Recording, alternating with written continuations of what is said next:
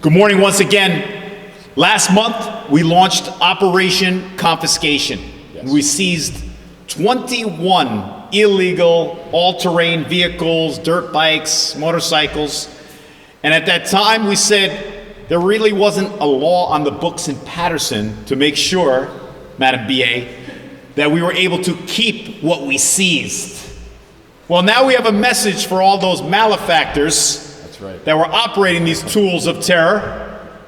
If we seize your illegal vehicle, we're keeping your illegal vehicle, and we reserve the right to sell your illegal vehicle or destroy your illegal vehicle, because we do have equipment to demolish illegal vehicles. And so we're cracking down by codifying into law our stance, our aggressive stance against these illegal ATVs, dirt bikes, and motorcycles. We've been joined by our corporation counsel, who will elaborate even further on the law, on the measures we're going to take relative to preserving public safety in Paterson. That's right. Aymen Aboushi. Thank you, Mayor. Thank you, Jerry, for being here. First and foremost, I want to thank the administration for making this a top priority. It's something that the mayor has discussed with me on a regular basis. I also want to thank the municipal council for undertaking the effort to pass this legislation and usher it through. I know they spent a lot of time thinking about it, talking about it, and they're responding to the concerns of their constituents. This law that was passed by the council will allow us to confiscate and keep dirt bikes. If you ride these illegal dirt bikes or ATVs in our streets, we will take them and we will keep them. Just don't do it. Right. And we've seen thus far, Mayor, that taking these ATVs and dirt bikes matters, because not only have the streets become quieter, but the owners of these dirt bikes and ATVs have tried to retrieve them. So we know with this legislation that empowers the city to keep and forfeit these bikes hurts. It hits these individuals where it hurts. So no longer will you be able to retrieve your ATV, no longer will you be able to retrieve your dirt bike. If you ride these illegal dirt bikes on our streets, impede our citizens, and ride it on our sidewalks, we will keep it, you will not get it back, and it will be forfeited forever. So with that being said, I think that the message has been loud and clear by this administration and the municipal council.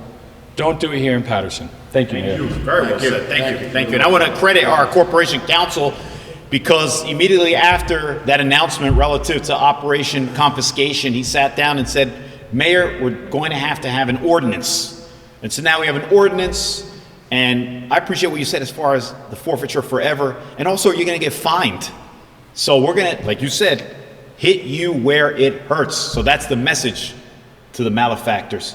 At this time, a gentleman who knows a little bit about corralling malefactors, our Public Safety Director, Jerry Spezial.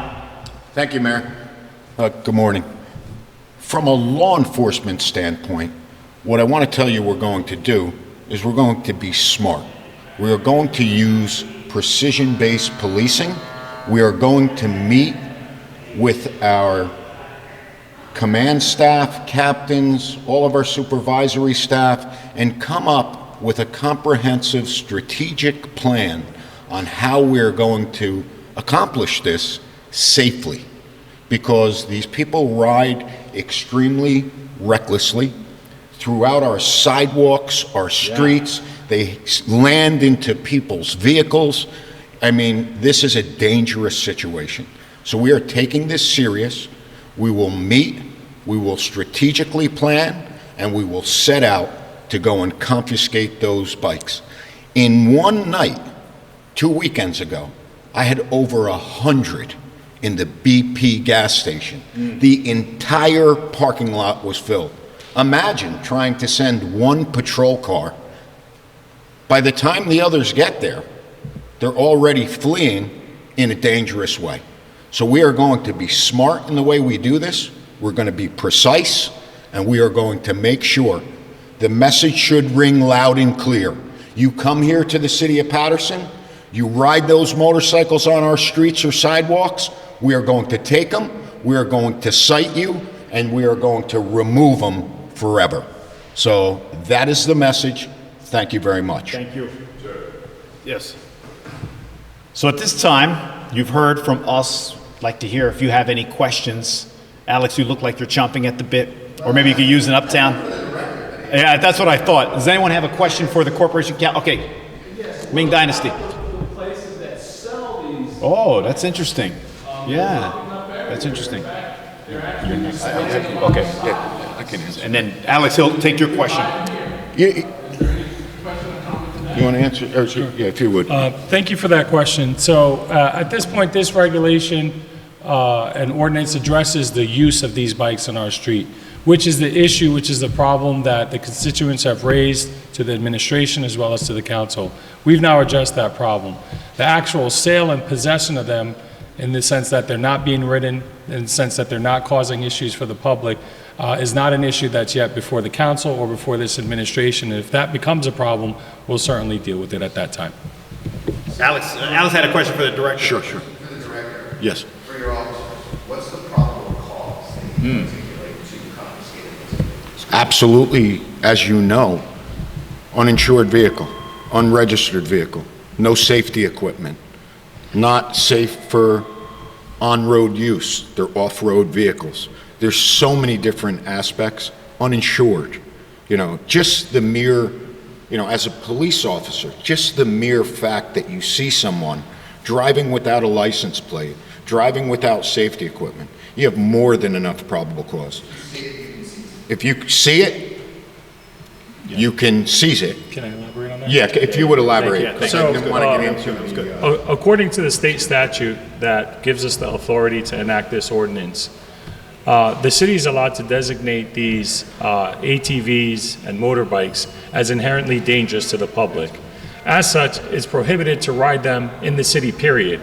Now, as the director knows and enforcement has shown, when you pull these people over or you seize these illegal bikes, it's usually accompanied by other infractions, not having insurance, not properly registered, not having a license. But in and of itself, riding these bikes in the city is illegal. That is the probable cause. If an officer sees these bikes being used on our streets, that in and of itself is enough to seize the bike, find the operator, and take enforcement action from there. You're obviously, you're going one step further, you're selling or destroying the vehicle. How do you get around the Fourth Amendment's unreasonable search and seizure protections for that? Do you worry about running into that? That's a great question. We don't have a concern for that because according to state law, which permits us to do this, if the municipal council designates these bikes as inherently dangerous, and the municipal council has, then these bikes fall into the same category as illegal guns and drugs. And the people that are riding these bikes and causing this dangerous, inherently dangerous situation on our streets have less of a property interest in these things because the state has already designated in the same category as drugs or illegal guns. And so from that perspective, the legality permits us to confiscate these bikes with little to no due process. Yolanda. Let's say that somebody who doesn't know the new ordinance come to the city and start riding the bike, is they gonna be taken away, they're gonna have to someone? Yes, absolutely. The use of these bikes on our streets is illegal. You cannot ride these bikes. You cannot ride these ATVs. As a result, if you're the operator of these bikes or ATVs, you will be issued a ticket. You will be issued a hefty fine. The owner of the bike or the ATV will then lose the right to own that bike and ATV. The city will confiscate it, destroy it, sell it, and they'll never see that bike again. So stay out of Paterson. For the mayor, in Atlantic City, there was an ordinance that was just passed that prohibited ATVs and dirt bikes from fueling up at city gas stations. Yes, Are you open to something like that in Paterson? You just gave me some food for thought, or some fuel for thought. Somebody sent it. We should pursue a similar path. Thank you, Alex. That's why he gets. Do you truly believe that ATVs are as dangerous as guns or illegal drugs? No, I do not. However, I gave it some thought. When a resident, and I think you may have seen the video, when a resident says that it is impairing her business, I have to take that seriously, and we have to do what we can. So even when you suggest something like what Atlantic City has done, that's something we should take into consideration. We'll go to the Corporation Council, and I will go to the council and see if there's an appetite for it, and I'm sure there will be. You wanted to?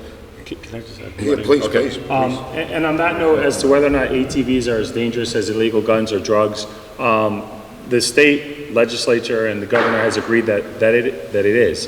And it is from many different perspectives, because someone riding an illegal ATV doing tricks in the middle of the street during rush hour, or when school children are being dropped off or picked up, certainly risks the life of not only the pedestrians, the people in the roadway, but also our children.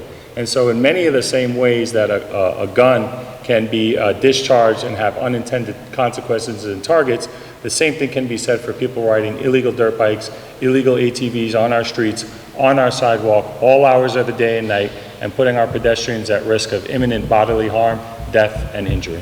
And that's the reason why I call them tools of terror, right? Because people in Paterson, I'm sure in other municipalities as well, know what they can do and how they can compromise the quality of life for our residents and potentially lead to something as perilous as losing someone's life. Go ahead, I'm sorry. No, as the mayor's saying, you know, what you don't realize is I've witnessed firsthand these vehicles slamming into the side of a minivan with a family in it and a complete airbag deployment in that vehicle. That's dangerous. People going to the hospital because they were simply driving on a city street. It's unacceptable behavior. Many of these vehicles that we see here, believe it or not, we see them come on a trailer and park in remote areas of the city, offload them, and then go ride around the city of Paterson and destroy our streets and make our residents unsafe. It's unacceptable.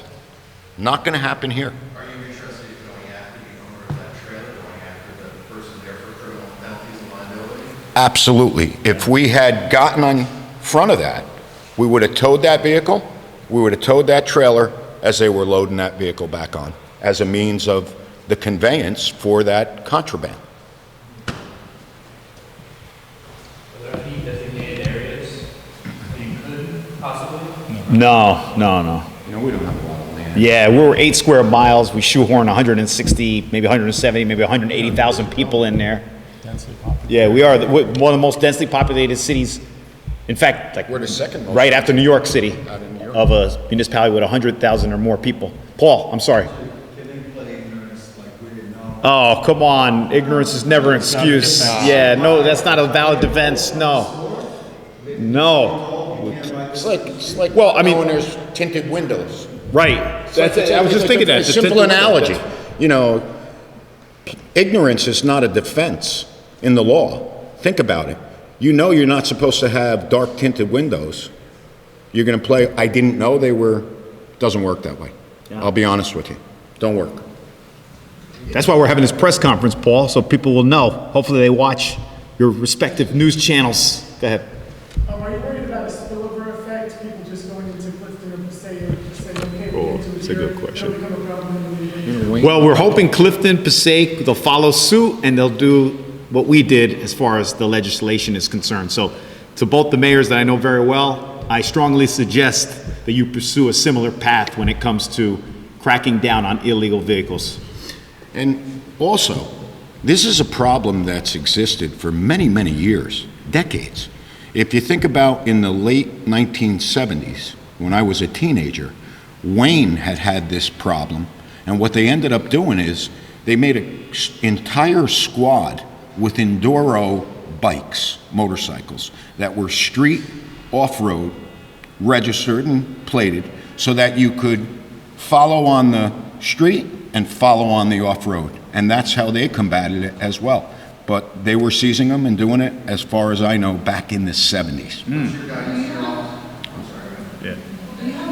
What a gentleman. How many accidents have been caused by these illegal vehicles? You know, look, we don't track it by how many accidents, but I can tell you I've been on the scene and had to render aid because of minivans and different vehicles that have been slammed into, and like I said, airbag deployments. That's someone's got to go to the hospital now.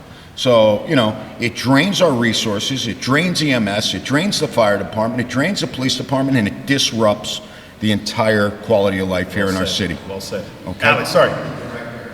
What is the procedure and policy for your officer? When can they pursue and when can they not? We follow the Attorney General guidelines with that. So, you know, I don't want to give up our secret sauce, But I will tell you, that's why I talked about our strategic planning and precision policing.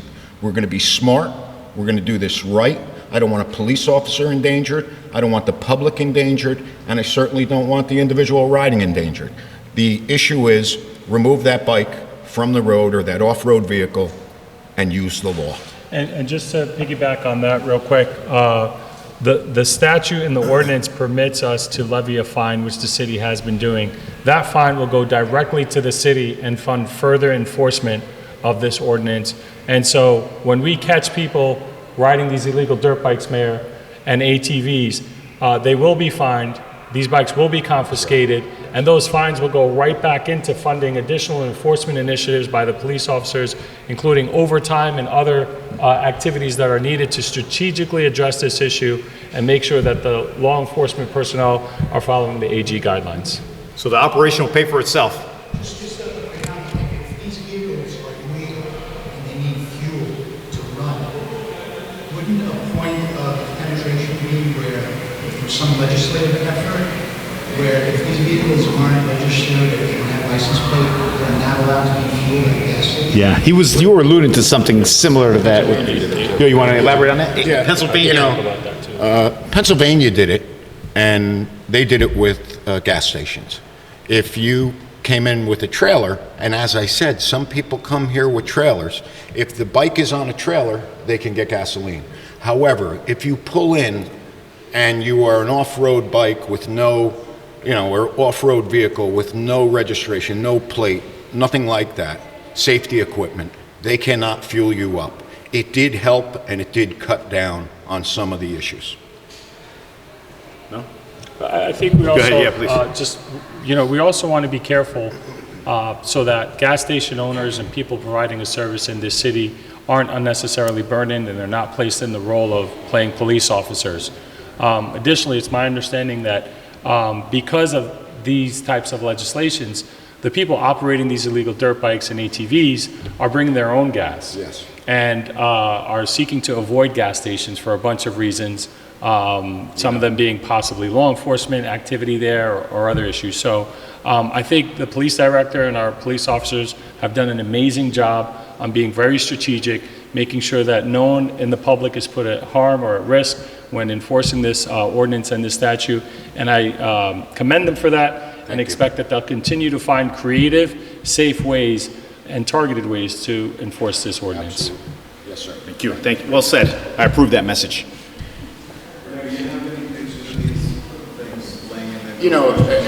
All over social media. Yeah, we have a video actually we can share with you. Post them. The mayor has videos. Yeah, the tow yard. He can go to the tow yard. You can go to the tow yard, yes. We'll give you the address. We'll give you the address to the tow yard. They have them in, we have to actually lock them in a container, in one of those seat containers, and we have to actually send police officers to check on it because they were going to break into the container. We received information to try and get these vehicles back. Yes. So imagine how much they want these vehicles. So there was once an attitude in Paterson that anything goes. No. Well, not anymore. That's right. When we seize your illegal vehicle, we're going to keep your illegal vehicle. And we're hoping that this will send a message not only to those malefactors, but to other municipalities, and that other cities will follow suit and enact similar legislation to crack down on these illegal ATVs, dirt bikes, and motorcycles. Thank you for joining us. Thank you.